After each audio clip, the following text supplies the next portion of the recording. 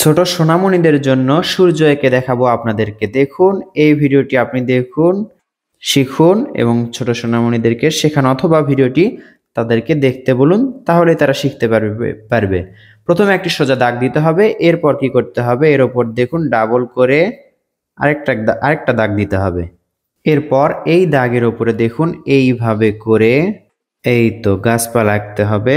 দূরের গাছপালা যেরকম করে আঁকে বা পাশের গ্রামের গাছপালা যেভাবে দেখা যায় সেরকম করে আঁকতে হবে।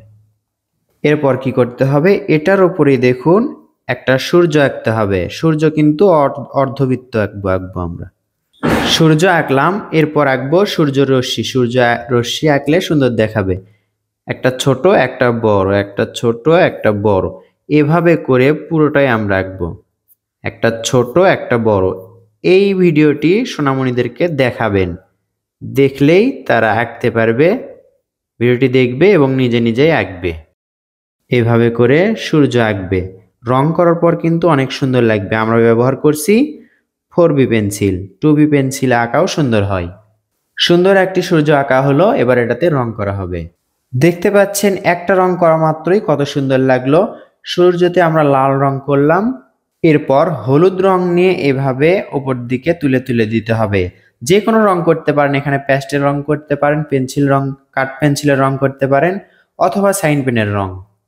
আপনার কাছে যে রংটা আছে সেই রঙে রং করবেন। এরপর দেখতে পাচ্ছেন উপর দিকে আমরা হালকা সবুজ রংটা করে নিলাম, নিচের দিকে ফাঁকা রাখলাম, ওখানে আমরা গাঢ় সবুজ রং করব।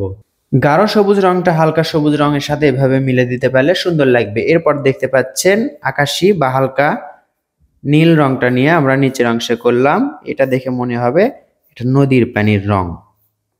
তো বন্ধুরা, এভাবে আপনি রং করলে দেখতে সুন্দর লাগবে। একটি সূর্য এঁকে দেখালাম ছোট বাচ্চাদের জন্য।